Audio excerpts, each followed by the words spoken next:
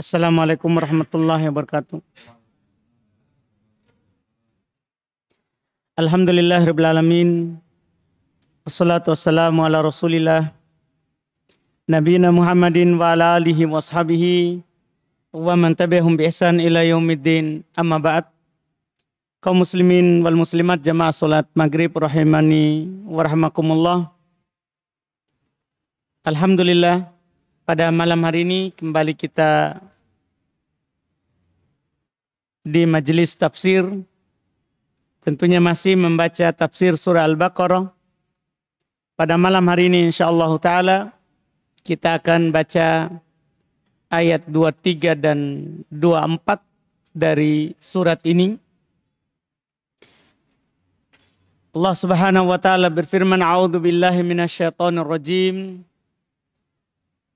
Wa in kuntum fi raibim mimma nazzalna ala abadina fa'tu bi suratim mim mithlih wad'u syuhada'akum min dunillah in kuntum shadiqin fa illam taf'alu wa lan taf'alu fattaqun naral lati waquduhan nas wal hijarah uiddat lil kafirin. Ini dua ayat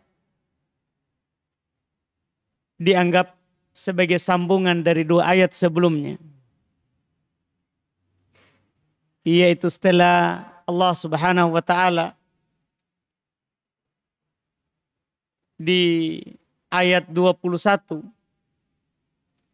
memanggil kita semua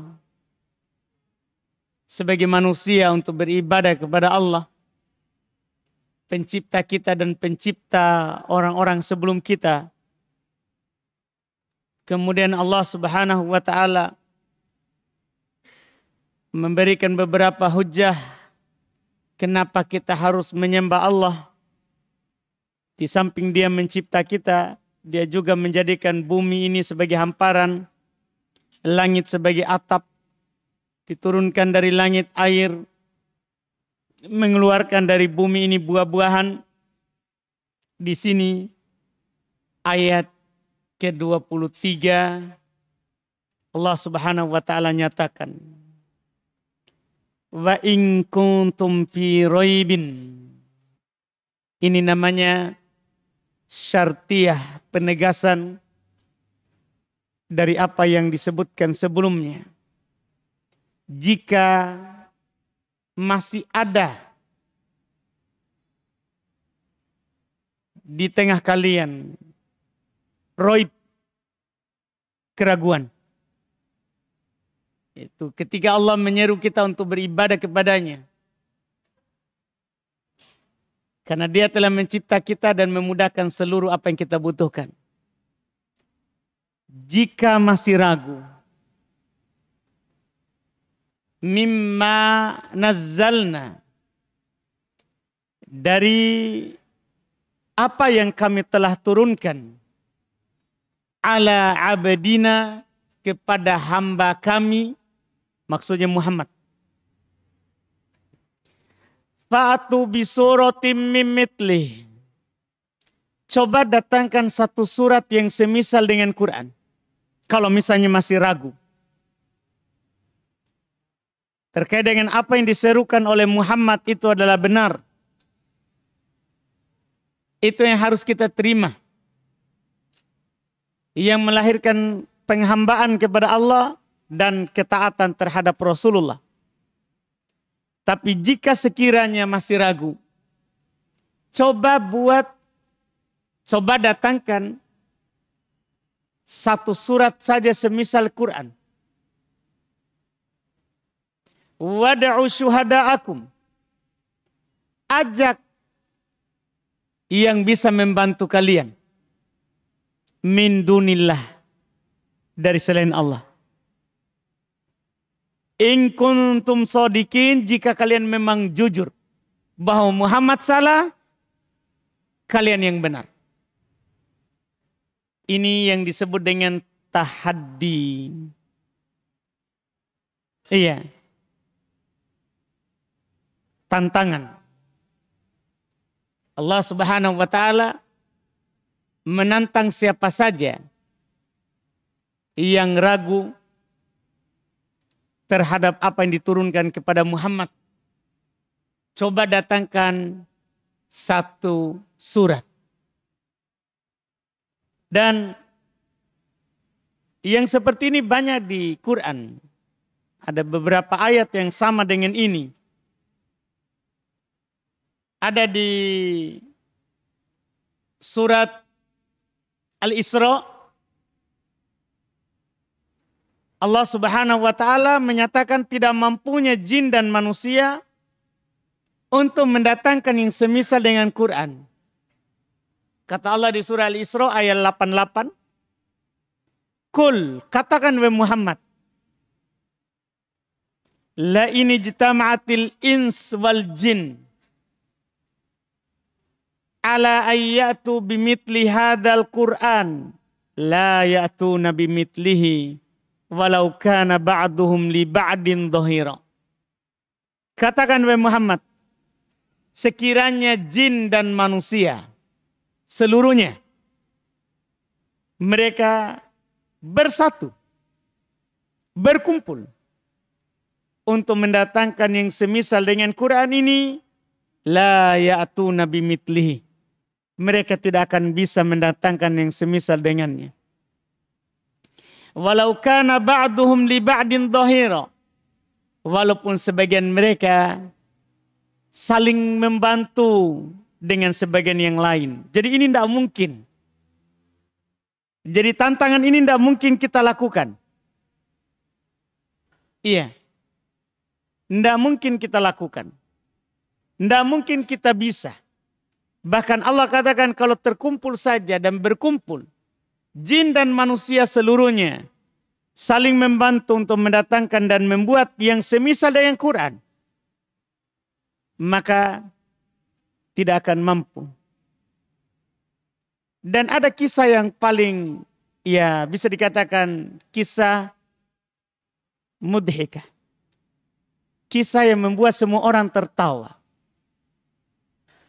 Jadi di masa Nabi disebutkan di tafsir Ibnu Katsir. Di masa Nabi ada seorang yang mengaku dirinya juga Nabi. Namanya Musailimah Al-Kadzab, dicap sebagai pendusta.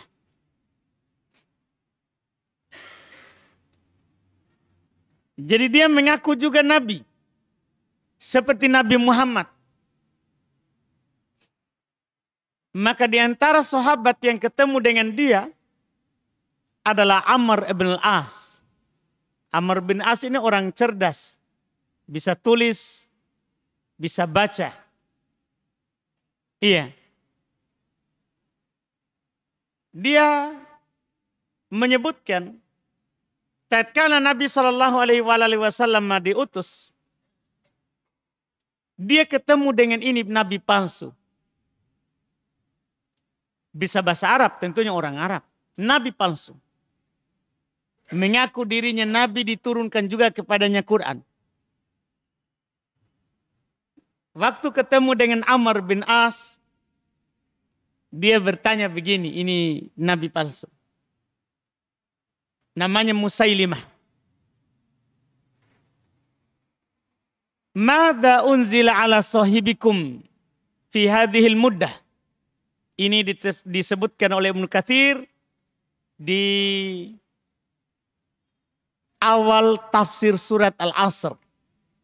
Kita bisa buka nanti tafsir Ibnu Katsir surat Al-Asr. Ini kisah disebutkan pertama setelah surat.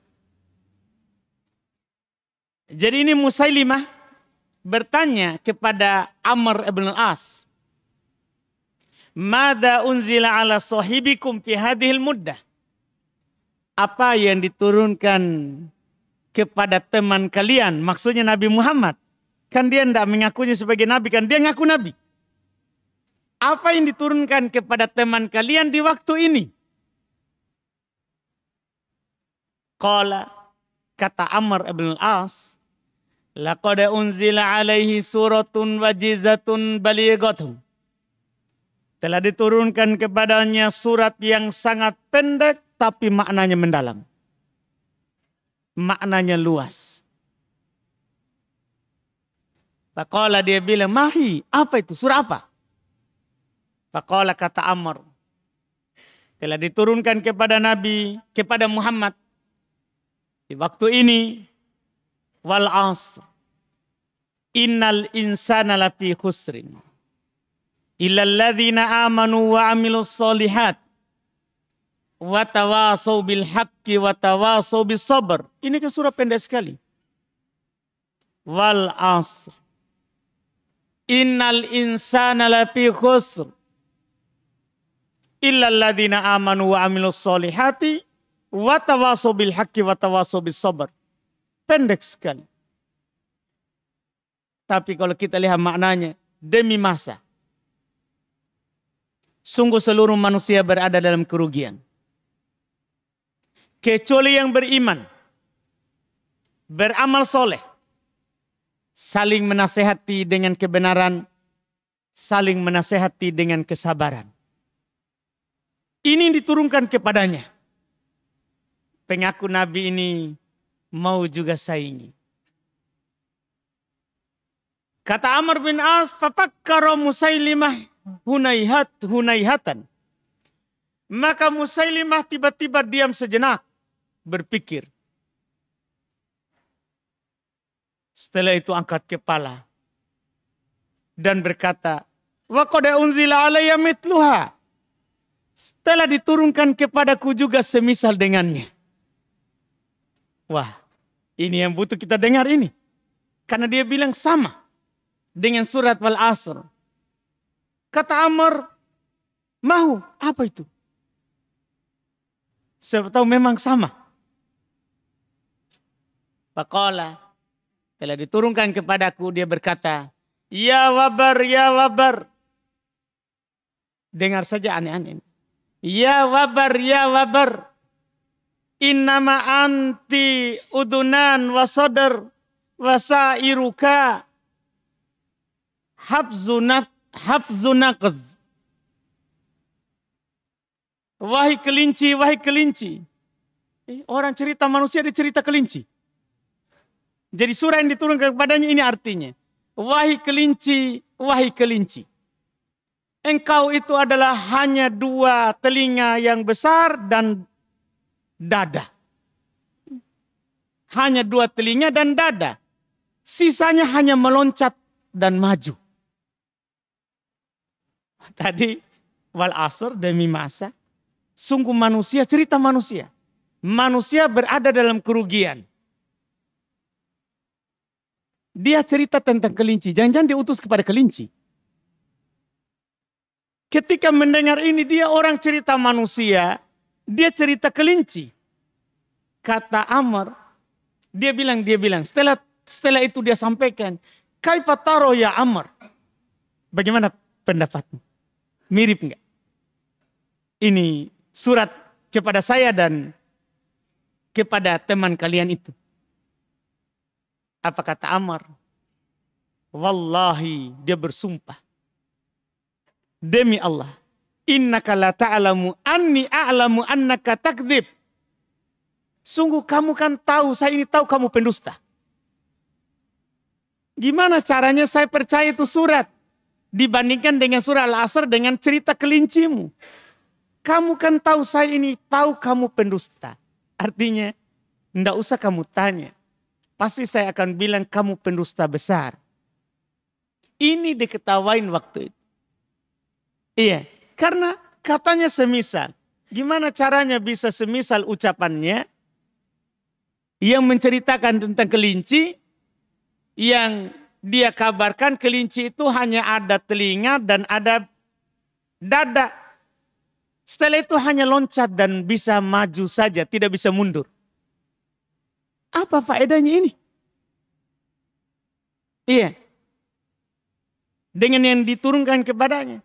Dibandingkan dengan yang tadi. Bayangkan kalau dia beriman. Beramal soleh. Saling menasehati dalam kebenaran. Saling menasehati dalam kesabaran. Apa yang kita dapatkan? Bayangkan. Dibandingkan dapat kelinci, oh kelinci itu punya 2 telinga, dia punya dada, terus hanya bisa loncat dan maju. Coba bandingkan. Semisal atau tidak? Tidak mungkin. Karena tidak akan mungkin ada orang yang bisa mendatangkan apa yang disebutkan oleh Allah Subhanahu wa taala dalam Al-Qur'an. Oleh karena itu, Imam Syafi'i rahimahullahu taala mengatakan bahwa ala Rasul at-tabligh wa alaina at-taslim. Tugas Rasul itu sampaikan kepada kita. Kewajiban kita benarkan saja. Kewajiban kita adalah terima, percaya, benarkan. Benarkan. Karena apa yang Allah Subhanahu wa taala katakan kepada kita, itu semuanya benar. Iya. Karena tidak ada yang lebih benar ucapannya daripada Allah. Wa man asdaku minallahi qila. Siapakah yang lebih benar ucapannya dari Allah? Wa man ahsanu minallahi haditha. Siapakah yang lebih bagus ucapannya daripada Allah? Tidak ada. Tidak ada sama sekali. Maka sekali lagi itu yang dikatakan oleh Imam Syafi'i. Kita ini tugas tak adalah menerima. Tidak usah menantang. Kan tidak mungkin kita bisa mendatangkan aturan yang semisal dengan Quran. Tidak mungkin. Iya. Bayangkan kalau ada orang membuat aturan, pasti dia hanya cocok untuk sebagian waktu. Ada orang membuat aturan, bagaimanapun cerdasnya itu orang. Kalau dia membuat aturan, pasti hanya cocok sebagian waktu atau sebagian tempat. Quran, seluruh waktu dan seluruh tempat. Tidak ada yang tidak cocok dengannya. Tidak ada yang tidak cocok dengannya. Iya. Coba saja kita lihat solat. Ini perintah solat. Tidak ada daerah yang tidak cocok dengan perintah itu. Tidak ada waktu, bagaimanapun musimnya, bagaimanapun panjang siang dan malamnya dan pendeknya, pasti cocok. Iya, tidak ada yang tidak cocok. Dan tidak ada yang sesuai dengan fitrahnya kita. Coba datangkan di Quran, ada enggak perintah yang ditolak oleh fitrah, akal sehat? Kalau ada, kita pikir ini akalku tidak terima, ini perintah. Pasti kitanya yang bermasalah akalnya. Sebaliknya juga, coba lihat larangan di Quran. Ada enggak akal sehat yang tidak menerima itu larangan sebagai larangan? Pasti tidak akan ada. Kalau ada, pasti karena hawa nafsunya kita pertuhankan daripada Allah. Dipastikan itu. Apakah karena mulut dan perut atau karena kelamin? Itu saja. Kalau ada larangannya, larangan. Allah bilang jangan lakukan ini. Kalau kita merasa bahwa tidak cocok dengan akal ini. Tidak cocok dengan akal. Pastikan akal tak bermasalah itu. Bukan larangan Allah yang bermasalah. Contohkan saja larangan apa yang Allah larang. Yang tidak cocok dengan kita. Jangankan perkara yang wajib atau perkara yang haram. Yang sunnah saja begini, yang sunnah. Kita dilarang pelihara kumis. Dilarang pelihara kumis kita, muslim. Termasuk sunan fitrah. Sunnah yang dicintai oleh akal sehat. Kumis itu tidak panjang. Coba kita lihat orang panjang kumisnya kita suka. Dia suam makanan melengkeki. Gimana itu kita lihat? Lihat saja orang yang punya kumis. Yang panjangnya yang tidak dia potong. Pasti kita tidak suka. Karena memang syariat larang perpanjang kumis. Contoh sederhana itu. Iya. Contoh kita berbicara lagi. Sunan fitrah sajalah. Contoh sederhana lagi. Bahkan syariat mengatur masalah, mohon maaf, bulu kemaluan. Syariat memerintahkan kita untuk mencukur bulu kemaluan. Iya. Kenapa? Semua orang itu tidak suka bulu kemaluannya panjang. Tapi nggak tahu kalau ada di antara kita yang suka. Iya. Semua. Iya. Tapi saya itu tidak tahu, siapa tahu ada. Ustaz, saya suka kalau panjang. Iya. Iya Pak ya. Tapi semua orang Pak, kalau kita tanya, jangan kita tanya orang lain, istri tamu, gimana kalau saya ini pelihara ini, jaga baik-baik. Bu, gimana, kita suka enggak? Coba maki dulu. Setengah mati ini nanti itu cari. Ditumbuh oleh hutan belantara. Pasti enggak suka Pak. Istri kita juga sebaliknya begitu. Sebaliknya begitu. Pasti enggak suka istri itu dia jaga itu bulu. Ini yang sunnah ini Pak, yang sunnah. Kalau syariat suruh, pasti kita tidak suka memang kalau itu dibiarkan. Kalau syariat suruh sebaliknya, pasti kita suka. Fitrota, akal sehat. Iya. Makanya ini adalah hal yang memang sudah fitrahnya manusia. Karena aturannya Allah yang sempurna dan cocok untuk setiap orang, setiap waktu, setiap tempat. Tidak ada yang tidak cocok dengannya. Ini aturannya Allah. Makanya di sini ditantang. Kalau memang kamu masih ragu terhadap apa yang kami turunkan kepada hamba kami, coba datangkan saja satu surat semisalnya. Panggil semua pembantu kalian dari selain Allah. Jika kalian memang jujur. Dan Allah pastikan di ayat 24. Fa'ilam taf'alu. Maka jika kalian tidak bisa lakukan. Walan taf'alu. Dan tidak akan bisa kalian lakukan. Ini tidak mungkin. Maka jika kalian tidak bisa lakukan, walan taf'alu, dan kalian tidak akan pernah bisa melakukannya, pilihan kita tidak ada lain. Percaya saja. Makanya kata Allah, fattakun nar, maka takutlah kalian terhadap neraka.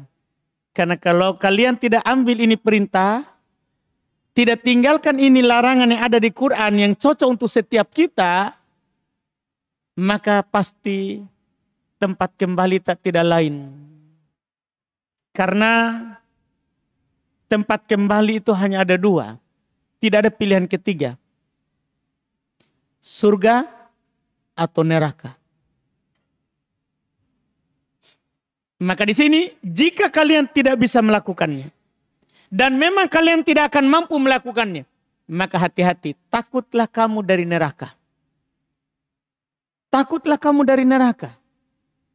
Artinya, berimanlah kepada Allah, taatlah kepada Rasul.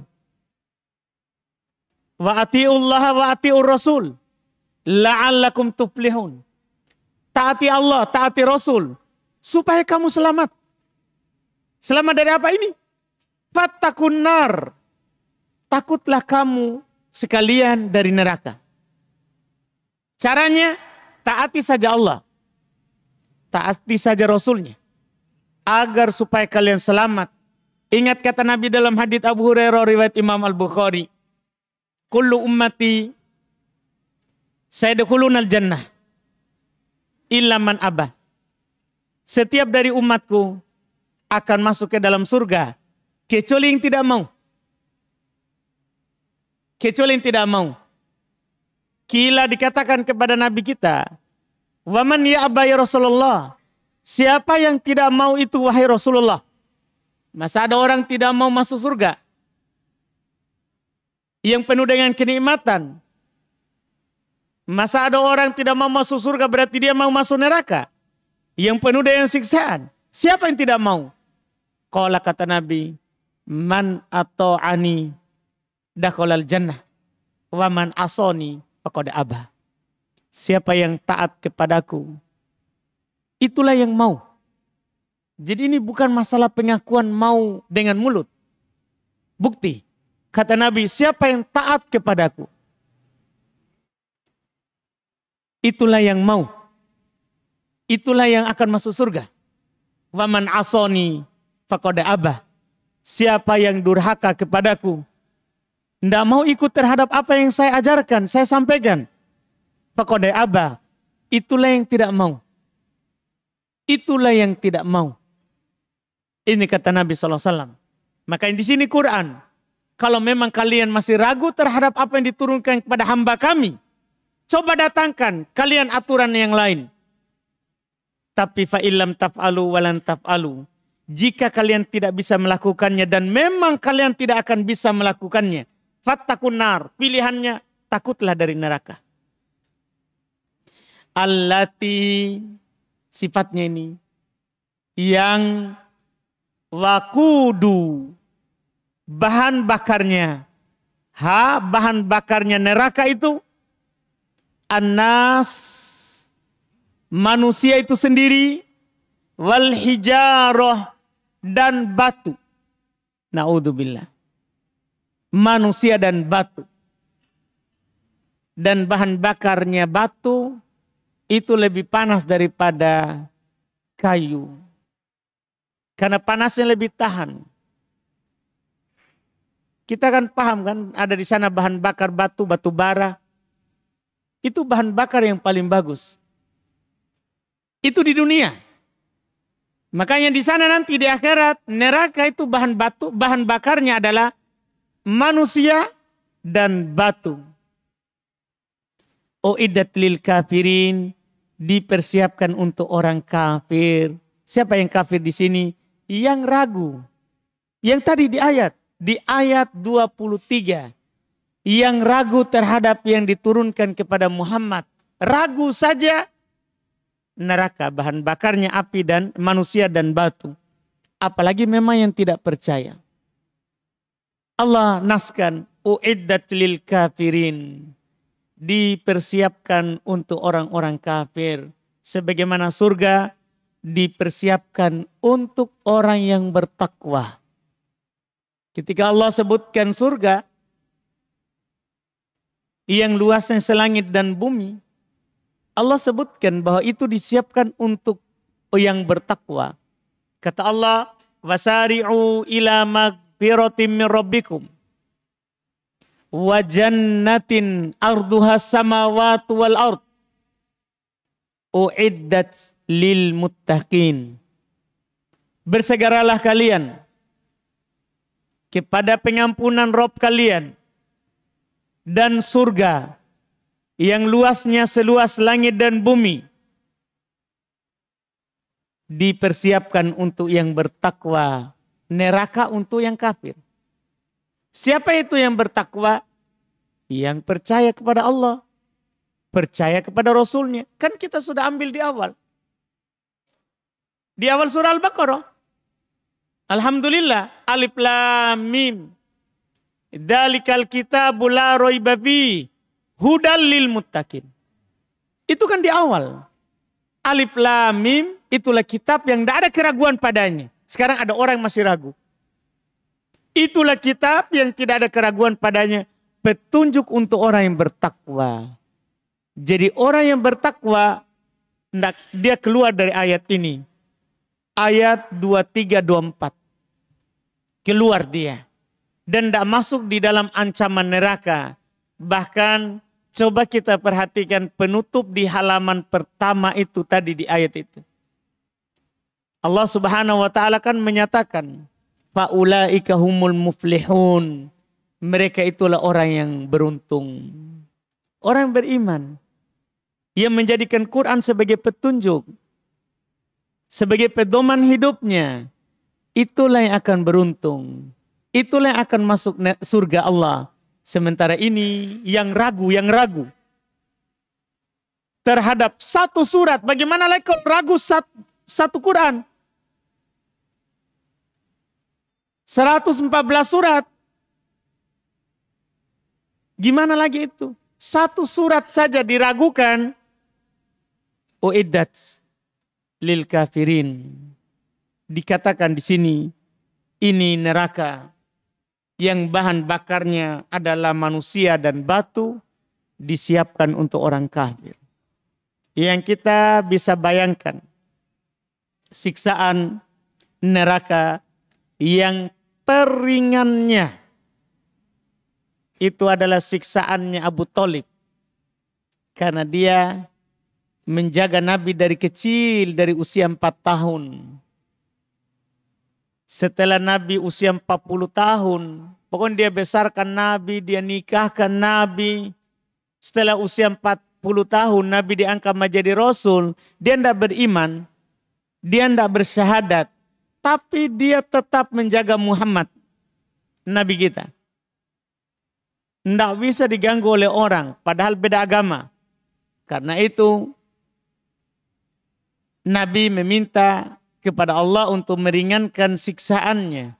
Dan siksaan teringannya adalah kalau dia pakai sandal dari neraka, itu dia pakai di kaki, tapi mendidih otaknya. Itu teringan. Teringannya itu. Bagaimana lagi ia terberatnya. Makanya sekali lagi ini adalah peringatan Allah. Ini 4 ayat, ini ayat yang paling bagus sekali untuk kita jadikan pelajaran. Ajakan beribadah kepada Allah dan tahdir, peringatan keras daripada ragu terhadap apa yang Allah wahyukan kepada nabinya. Karena kapan kita beriman dan beribadah kepada Allah, surga jaminannya. Nanti di ayat 25 akan dipastikan. Wabasyiril ladzina amanu wa amilus solihat. Beri kabar gembira orang yang beriman lagi beramal soleh. Nanti pekan depan kita akan ambil itu. Dipastikan surga. Kalau kita beriman dan beramal di atas keimanan kita. Tapi kalau kita ragu, ini bahaya. Uiddat lil kafirin. An-nar allati waquduhan nas wal hijarah. Yang bahan bakarnya adalah manusia dan batu, disiapkan untuk orang kafir. Wallahualam, semoga bisa dipahami dan bisa ditadaburi lagi nanti makna-maknanya saat kita membacanya.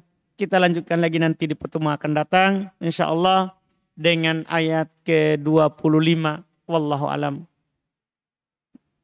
Kita adzan dulu, Pak.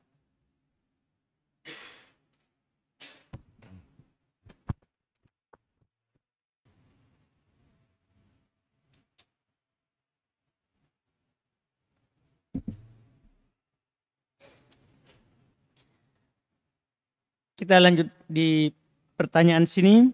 Apakah orang yang tidak berniat, apakah orang yang tidak berniat atau apa ini? Apakah orang, kita punya pertanyaan. Apakah orang yang tidak berniat memberi makanan untuk orang yang berpuasa tetap mendapatkan pahala seperti orang yang berpuasa? Tidak berniat. Tidak mungkin. Kata Nabi SAW, innamal a'malu binniyat.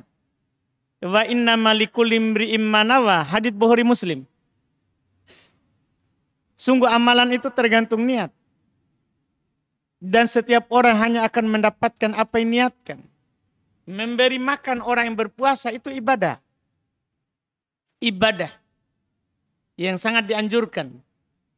Kata Nabi SAW, man fattara sha'iman kana lahu mithlu ajrihi ghairu annahu la yanqusu min ajri shaimi syai'a. Siapa yang memberi buka orang yang berpuasa, maka baginya pahala seperti orang yang berpuasa itu. Walaupun dia tidak berpuasa. Siapa yang memberi makan orang yang berpuasa, maka baginya pahala seperti orang yang berpuasa. Jadi kalau dia berpuasa, dia kasih makan 10 orang, berarti ada 11 dengan dia pahalanya. Kalau dia tidak berpuasa, dia kasih 10, berarti seperti 10 orang yang berpuasa. Tanpa mengurangi pahala orang yang berpuasa itu sedikit pun. Jadi orang berpuasa juga jangan bilang, nggak mau makan deh. Nah, kasih gratis jaki pahala. Nggak dikurangi jaki pak. Makan maki. Dapat maki bonus juga ke jalan kote. Jadi jangan takut. Tanpa mengurangi pahala yang berpuasa sedikit pun. Tanpa mengurangi. Ini menunjukkan bahwa memberi makan, memberi buka orang berpuasa ibadah. Dan ketika itu ibadah butuh niat. Tidak ada ibadah tanpa niat. Tidak ada yang namanya ibadah tanpa niat. Wallahualam. Apakah memakan sisa makanan yang ada di mulut kita pada saat sholat membatalkan sholat? Iya, membatalkan sholat.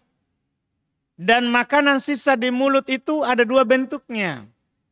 Ada yang tidak bisa terlafatkan, yaitu tidak bisa dipisahkan dengan air ludah. Kalau ini ditelan tidak masalah.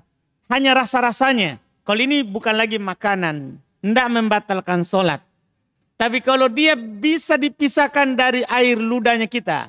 Dia masih berbentuk. Maka ini kita ambil, kita keluarkan, taruh di kantong. Tidak boleh kita makan. Kapan makan? Batal sholat. Iya, batal sholat. Karena sepakat para ulama, makan atau minum saat dalam keadaan sholat, membatalkan sholat. Membatalkan sholat. Jadi wajib dia bertakbir ulang. Walaupun tidak batal wudunya. Karena yang masuk itu hanya membatalkan sholat, tidak membatalkan wudu. Beda dengan yang keluar. Kalau yang keluar membatalkan wudu dan membatalkan sholat. Cuman keluar mohon maaf di lubang bawah. Adapun kalau keluar yang di atas, tidak batal juga wudu. Cuman membatalkan sholat. Wallahualam. Apakah hukumnya perempuan bikin konten tapi tidak menampakkan wajahnya, hanya menggunakan suara? Tidak disarankan. Karena berdakwah itu fardu kifayah. Kalau sudah ada laki-laki yang melakukannya, tidak wajib lagi bagi perempuan. Iya, tidak wajib lagi bagi perempuan. Maka kalau ini dihindari karena bukan lagi kewajiban untuknya, konten ini bukan untuk sesama perempuannya, tapi konten. Kapan kita keluarkan di media, itu sudah jadi konsumsi umum. Bisa laki-laki, bisa perempuan.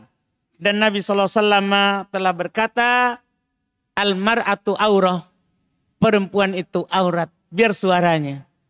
Apalagi nanti bahaya didengar oleh orang yang punya penyakit di dalam hatinya. Allah sudah larang perempuan merendahkan suaranya. Fala yaqda'na bil qaul. Janganlah mereka menghaluskan suaranya. Fayatma'alladzi fi qalbihi marad. Allah katakan, sehingga akan muncul tamak, rasa ingin. Iya, muncul syahwat dari orang yang ada penyakit di dalam hatinya. Bisa saja orang dengar kontennya bukan dengar ceramahnya. Karena kalau dengar ceramah dia dengar saja laki-laki. Tapi malah dia dengar karena apa? Suaranya itu kan ada syahwat. ada syahwat. Ini masalah. Sebaiknya jangan dilakukan. Jangan dilakukan. Wallahualam. Berikutnya, apa hukum membeli emas dengan pembayaran non tunai seperti kris atau debit? Tidak masalah sebenarnya mau non tunai atau tunai ya. Yang penting tangan ke tangan. Itu kan syaratnya. Kita pergi beli emas. Kita lihat emas yang kita setuju. Dia kasih emasnya, kita transfer uang. Iya. Itu namanya tunai. Itu namanya tunai. Dan itu dibolehkan. Itu dibolehkan. Yang tidak boleh adalah kalau diakhirkan. Iya. Pembayaran dengan uangnya atau penyerahan emasnya. Itu yang tidak boleh. Kita sudah kirim uangnya, emasnya 3 hari kemudian. Riba nasi'ah.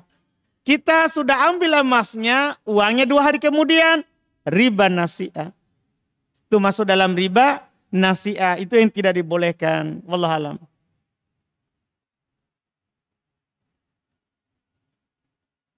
Bagaimana menyikapi perilaku ibu yang pilih kasih? Wah, curhat kita ini ya. Saya perempuan, tapi dianggap mesin uang. Iya. Tapi saudara laki-laki, iya, tidak pokoknya dimanjakan dalam arti jika butuh uang dikasih. Bahkan emas, tabungan diniatkan buat umroh ibu harus melayang demi anak laki-lakinya. Bukankah laki-laki harus bertanggung jawab? Wah, ini masalah ya. Pertama, orang tua ya. Orang tua terkait dengan anak masalah pemberian. Pemberiannya saat hidup. Karena beda itu warisan sama pemberian. Warisan itu dibedakan laki-laki dan perempuan. Tapi masalah pemberian harus sama. Pernah waktu lahir Bashir, Nu'man. Lahir Nu'man, ayahnya namanya Bashir. Karena bahagia dengan anak laki-laki, langsung Bashir, ayahnya Nu'man, dia berikan sesuatu kepadanya dari lahir. Anak laki-lakinya. Tapi istrinya tidak mau menerimanya. Karena perempuan sahabat juga. Istrinya bilang, saya tidak mau menerima. Tidak mau kamu kasih begitu Nu'man. Sebelum kamu persaksikan Rasulullah. Kamu tanya dulu Rasulullah. Jadikan dia saksi atas pemberianmu ini. Maka Bashir melakukannya. Dia pergi ke Rasulullah. Kita tahu apa pertanyaannya. Satu saja. Kamu berikan enggak anakmu juga yang lain? Seperti itu. Karena kadang orang memang laki-laki diberikan kecintaan terhadapnya. Banyak orang suka laki-laki, anak laki-laki. Karena banyaknya, bahkan saking banyaknya orang suka anak laki-laki, dibedakan kencingnya dalam membersihkannya. Karena banyaknya orang suka kalau laki-laki, anak laki-laki. Dibedakan kencingnya kalau dia kencing. Sebelum dia berusia lebih dari 2 tahun, kalau perempuan itu harus dicuci. Laki-laki cukup dipercikan. Kalau dia masih anak-anak, usia 2 tahun ke bawah. Bayangkan, kenapa? Perempuan kan jarang dibawa-bawa. Laki-laki suka dibawa-bawa. Sehingga diringankan cara membersihkannya. Bahkan dalam pemberian. Ini bukan kejadian pertama di kita ini. Dari dulu begitu. Tapi apa sikap syariat? Yang Nabi bertanya kepadanya, kamu berikan juga enggak terhadap yang lain? Selain Nu'man. Bashir bilang, tidak. Kata Nabi, saya tidak akan bersaksi atas itu. Itu tidak adil. Nabi tidak mau bersaksi kepadanya. Itu menunjukkan kita semua sebagai bapak Kalau berikan anak laki-laki, ya berikan juga anak perempuan. Kan begitu. Karena dia sama-sama, kalau dinilai pemberian itu sama-sama anak. Nah, beda nanti kalau warisan. Warisan kita meninggal baru. Karena kita tidak tahu. Karena perempuan kan bisa dia ikut ke suami. Ikut ke suami. Kadang tidak bisa melakukan apa yang bisa dia lakukan untuk orang tuanya. Karena ada izin suami. Sementara laki-laki bisa dia melakukan apapun untuk orang tuanya. Walaupun tidak izin sama istrinya. Maka dibedakan antara laki-laki dan perempuan dari sisi warisan. Adapun pemberian saat hidup tidak boleh dibedakan. Maka kita nasihatkan kepada orang tua ini untuk tidak membedakan anaknya laki-laki dan perempuan. Kemudian untuk kita sendiri bersabar saja. Itu adalah kedzaliman dari orang tua. Kita sebagai anak bersabar saja. Karena apa yang kita punya itu kan miliknya ibu kita. Miliknya bapak kita. Kalau kita dijadikan mesin uang, tidak ada masalah. Karena kita tidak bisa cari uang kalau ibu kita tidak melahirkan kita sebagai sebab. Iya kan? Tidak bisa. Jadi sabar saja, kalau ibu ambil ya itu punyanya. Doakan ibu kita hidayah supaya adil. Tetap doakan kebaikan padanya. Tetap berbuat baik kepadanya. Tetap bersangka baik kepadanya. Walaupun kita juga nasihati ibu. Ya. Nasihati ibu kalau bisa.